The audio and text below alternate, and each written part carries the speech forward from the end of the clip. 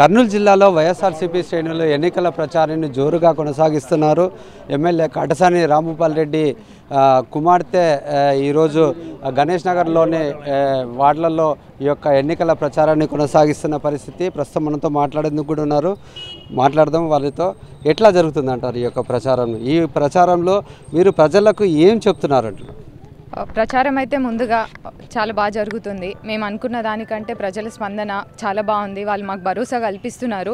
మళ్ళీ కాటసాని రాంభూపాల్ రెడ్డి గారిని ఎమ్మెల్యేగా చేస్తాము, జగన్మోహన్ రెడ్డి గారిని ముఖ్యమంత్రి చేస్తామని వాళ్ళు తిరిగి మాకు భరోసా కల్పిస్తున్నారు. జనరల్గా అయితే మేము వెళ్ళేటప్పటికి వాళ్ళే మాకు చెప్పడం జరుగుతుంది. వాళ్ళకు వచ్చిన బెనిఫిట్స్ ఏవైతే ఉన్నాయో, నవరత్నాలు ఏవైతే లాస్ట్ గవర్నమెంట్లో ప్రవేశపెట్టి వాళ్ళు ఏవైతే బెనిఫిట్స్ తీసుకున్నారో అవి వాళ్ళే మాకు తిరిగి చెప్పడం జరుగుతుంది. ఇవి మాకు వచ్చాయి, సో మేము ఆయన ఇచ్చిన బెనిఫిట్స్ మేము తీసుకున్నాం కాబట్టి ఇదితోనే మేము ఆ అభిమానంతో మళ్ళీ ఓటేసి గెలిపిస్తామని భరోసా కల్పిస్తున్నారు. ఇప్పుడు మనం చూస్తున్నాం, అంటే ఏదైతే ముఖ్యమంత్రి వైఎస్ జగన్మోహన్ రెడ్డి బస్ యాత్ర చేస్తున్నారో అక్కడ కూడా అతనిపై హత్యాయత్నం కూడా జరిగింది. ఎట్లా చూడొచ్చు అంటారు దీన్ని? అది చాలా దురదృష్టమైన ఘటన, వెరీ సాడ్ ఇన్సిడెంట్. ఇది మొత్తం చూస్తే ఇట్ ఈస్ ఒక పొలిటికల్ వెండేటా, వాళ్ళ పర్సనల్ గ్రడ్జ్ తీర్చుకోవడం కోసం చేసిన పనిలాగే అనిపిస్తుంది అపోజిషన్ పార్టీ వాళ్ళు, టీడీపీ వాళ్ళు మెయిన్గా. సో ఆయన మళ్ళీ అది తిరిగి వైఎస్ఆర్సీపీ వాళ్ళే ఇది చేశారు అనడం ఇంకా ఐరనీ. ఇది చాలా అందరం ఖండించాల్సిన విషయము. అది మా అందరికీ చాలా బాధ కలిగించిన విషయం.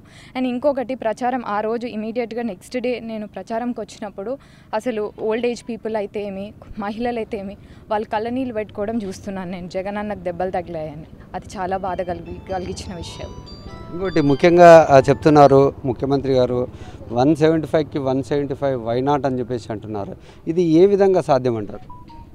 డెఫినెట్లీ, ఎందుకంటే ఆయన మాట ఇచ్చారు, అన్నీ నెరవేర్చారు. So why not 175? He's confident about it. డెఫినెట్గా వస్తుంది. జనాలు కూడా అంతే కాన్ఫిడెంట్గా ఉన్నారు. మనం చేసిన పని, మనం చేసిన మంచి పని మనం చేసినప్పుడు దాని గురించి మనం ఎందుకు భయపడాలి? నాకు తెలిసి జగనన్న గారు కూడా ఇదే స్టాండ్ పైన ఉన్నారు కాబట్టి ఆయన వై నాట్ 175 అని అంటున్నారు అన్నది నా గట్టి నమ్మకం.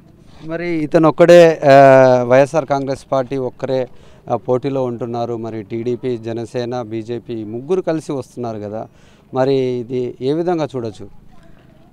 మేబీ వాళ్ళకి కాన్ఫిడెన్స్ లేదేమో, జనాల ముందుకి ఒక్కరుగా వెళ్తే గెలవలేమన్న కాన్ఫిడెన్స్ ఉండొచ్చు. బట్ ఎంతమంది, ఈ ముగ్గురు కాదు కదా, ఇంకో 30 మంది కలిసి వచ్చినా కూడా జగనన్న గారిని ఏం చేయలేరు, వైఎస్ఆర్సీపీని ఏం చేయలేరు. డెఫినెట్గా రాబోతుంది వైఎస్ఆర్సీపీ గవర్నమెంటే మళ్ళీ.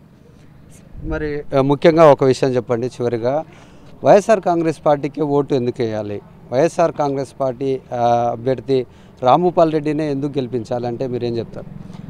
ముఖ్యంగా రాంభూపాల్ రెడ్డి గారిని ఎందుకు గెలిపించాలి అన్నదానికి నేను ఇప్పుడు ప్రత్యక్షంగా చెప్పాల్సిన అవసరం లేదు. ఆయన చేసిన మంచి పని, ఆయన చేసిన అభివృద్ధి, ఆయన ప్రజలకు అందుబాటులో ఉండడమే ఆయనని ఇన్నిసార్లుగా ఎమ్మెల్యేగా జనాలు గెలిపించారు. సో అదే నమ్మకంతో, అదే అభివృద్ధి, అదే అందుబాటుతనం, అదే అందరిలో ఉండే ఆయన, he is known as leader of masses.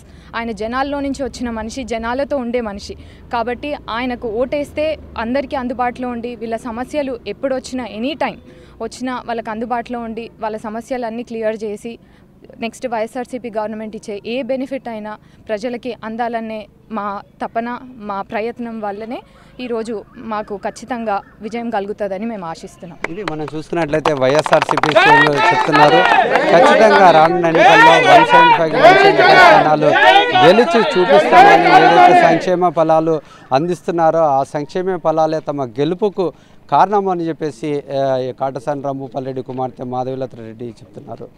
ఇచ్చిన మాట తప్పితే ఓటు వేయొద్దని చెప్పిన దమ్మున్నడు జగను.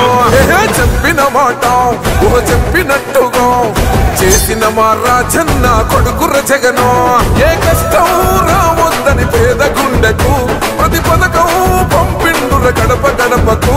పులి గడపలో పులి పుట్టినట్టే పుట్టిండురా. జెండలు జత కట్టడమే మీ ఎజెండా, జనగుండల గుడి కట్టడమే జగను ఎజెండా. బలిరా బలి బలిరా బలిరా, పులి వెందులలో పుట్టిందా పులిరా. కుర్చీల కూర్చోవడమే మీ ఎజెండా, కుర్చీ జనమే ఇవ్వాలన్నది జగను ఎజెండా. బలిరా బలి బలిరా బలిరా, పేద బతుకుల మార్చినది ఆ పులిరా.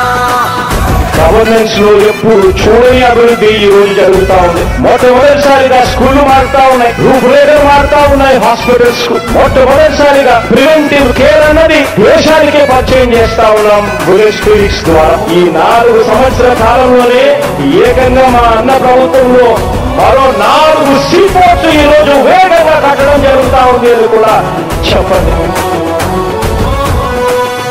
భయమెరుగని ఆ పేరుకు హడలు, అసలంచబోడు ఎవడికి మెడలు, ఆయనెదురుగా కొడుతున్నారు తొడలు, వేసుకుంటారు రా తప్పక చెడలు.